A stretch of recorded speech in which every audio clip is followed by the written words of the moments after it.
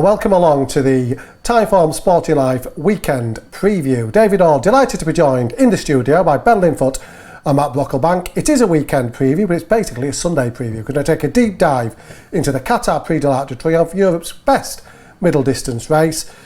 Let's start looking ahead to it then, Ben. Two things that we need to bear in mind. First up, the ground, the weather forecast in Paris. Where are we as we speak, and where will we be Sunday? Yeah, we must mention conditions, Dave. Obviously, they watered, didn't they, last Sunday? They had 10 millimetres of rain early in the week.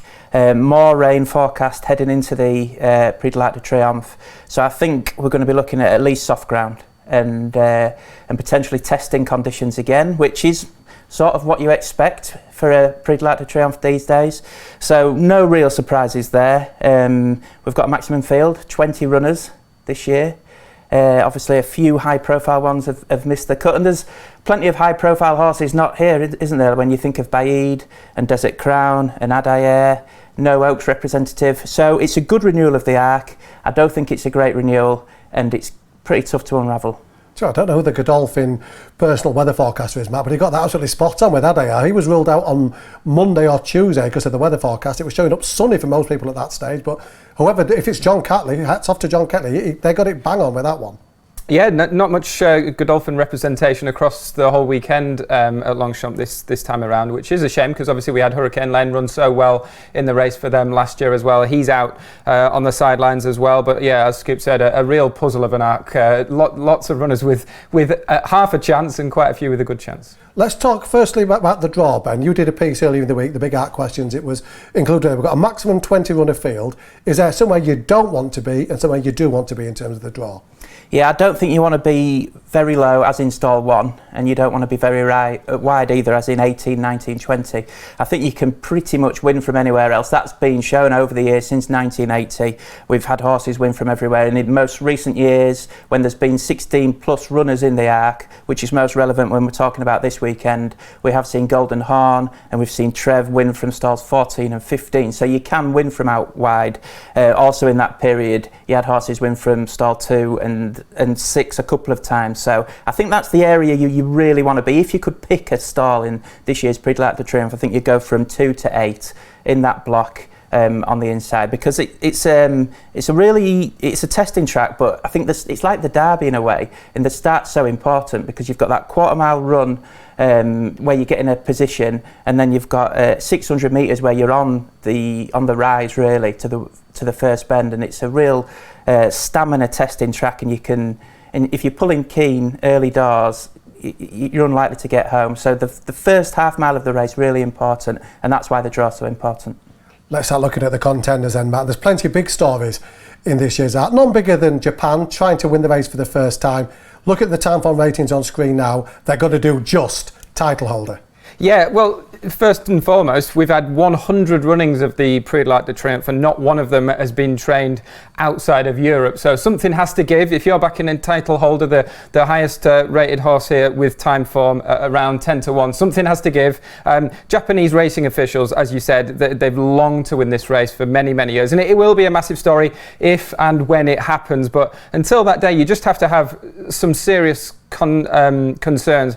Mainly around the conditions. You know, we're in autumn European conditions, and as Scoops touched upon, some real heavy rain expected on Saturday, and it's going to be testing ground. Otherwise, title holder does seem to have a very strong chance. You know, he's impressed international handicappers here. Look, clearly he's above Mishriff, Torquato Tasso, last year's winner. He's really earned that on home soil.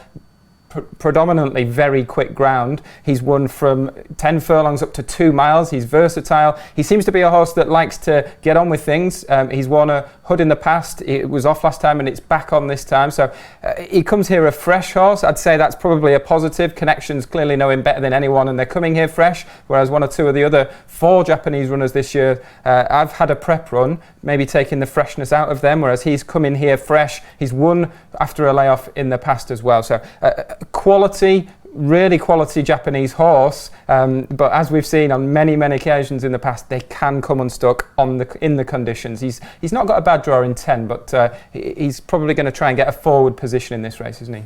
I got on record they'll win it within 5 years as the only major racing nation who are trying to breed primarily middle distance horses. Well, he's got that little bit of European influence, hasn't he, on his pedigree on the dam side. He's out of a motivator mare, so there's a little bit of hope that he might be one of these Japanese horses that comes over and copes with conditions, but he's not going to have to just cope with them. I suspect he's going to have to kind of improve again for softer ground, which does seem to me seem like a bit of a long shot.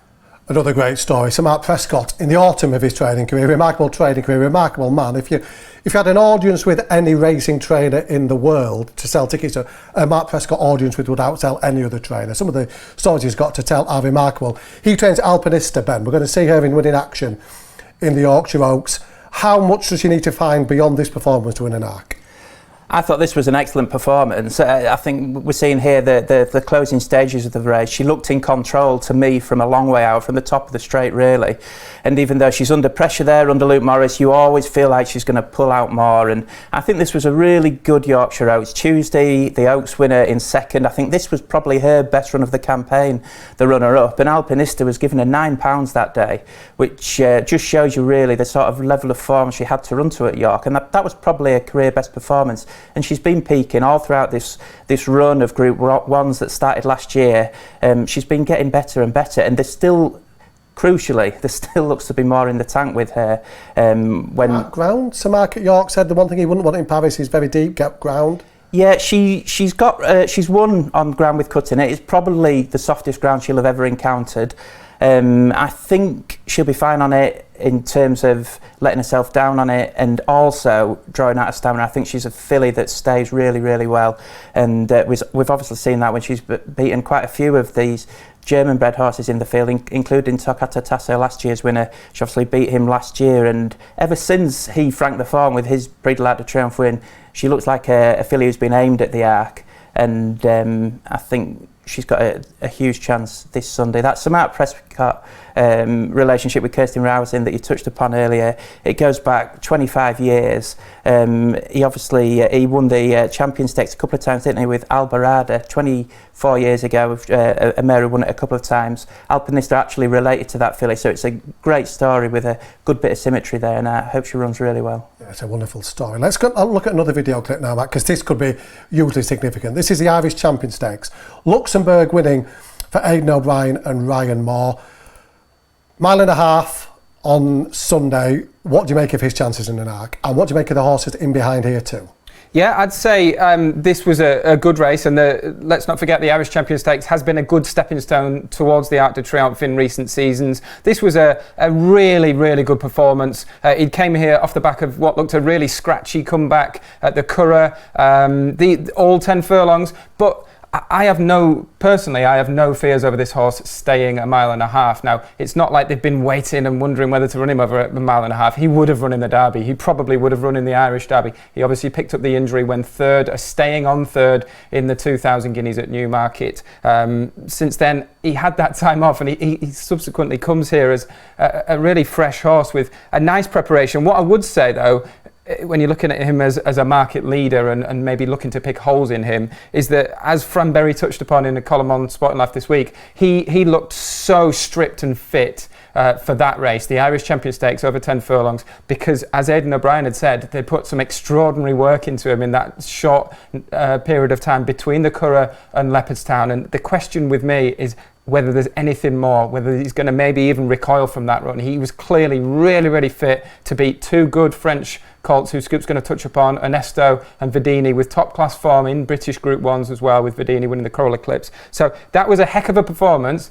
Can he go on? I don't think the trip's an issue, and certainly looking into next year if he's kept in training, I think he'll be staying 1.5 miles absolutely fine. It's just, is this going to be a peak performance from Luxembourg? Let's have the ratings back on screen just to talk about Luxembourg's 136 with a P, so the P suggests I think he can improve again, Ben. The horses in behind, Ernesto was second, who I fancy for the Arc, because I think of those three protagonists in the Irish Champion, he's the one who 1.5 miles on soft ground is going to really suit. He's there on 135. Verdini, fast finish not on the inside, same rating 135. More questions for me for Verdini to answer than Ernesto on Sunday. Yeah, I would agree with that, particularly with the trip with Verdini. He's looked a really good 10 furlong horse with a sharp turn of foot. The one thing I would say is I think Verdini is probably the classiest. Oh, yeah. Out of all of those in the Irish Champion Stakes, and he's got a great draw in stall 2. So if Christophe Soumillon can hold on to him in the early stages... Are you watching, Christophe? He might be watching. he could really, if he can conserve his energy and he can settle, I think he could run a massive race. Now, I have doubts about that. I don't really want to back him because of it, because we've already touched upon it's going to be a real test of stamina. We think they're going to go hard. It's going to be tough conditions. Is that going to suit Verdini? Probably not. It could suit an Esto, but I think he's a bit of a hostage to fortune. Definitely. The way he's going to be held up coming through the field, the son of Frankel. So I don't really fancy any of them from the Irish champion, including Luxembourg. And Luxembourg and Verdini, they've never run over 10 furlongs before, and you have to go way back to 1990 to find the last horse who won the Arc, having come into it, having not run over 1.5 miles. And it is, it's not really the race you want to find out if your horse stays.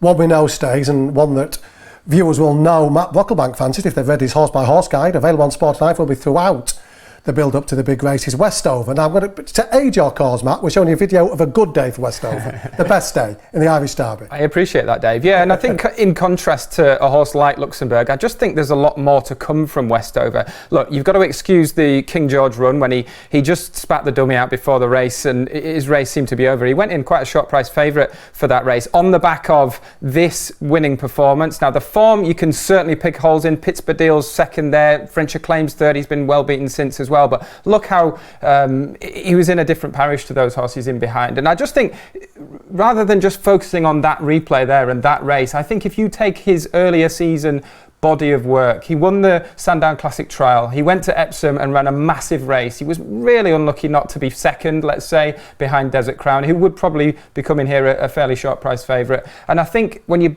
combine those two runs with the Curragh performance, that is a really strong body of 3-year-old middle distance colt work. And sometimes you just have to trust the pattern, don't you? Look, he looked every inch a King George horse. It didn't happen on the day, but as we've seen on many occasions in the past, including with Workforce in the same colours who won the Arc, these 3-year-old colts, it's very rarely win, is it? You know, you have to take a few hits along the way. It's a roller coaster season for all of these classic horses, and we've got a really small representation of 3-year-olds this year. Only a couple from Britain and Ireland, which is really disappointing, Westover and Luxembourg. But I think they really are the key horses. And at the prices, I'd be with Westover. Rafe Beckett's in tremendous form. He's got a great draw as well. Rob Hornby's back in. Friendly producer, darling, but he could get him if he needed him. Rob Hornby is enjoying a fantastic season. He's back in the saddle as well on Sunday, and I think there's still a little bit of juice in that 10-1. Crystal ball time. I want finishing position predictions only. Ben Linfoot. Torquato Tasso defending his title. Where does he finish?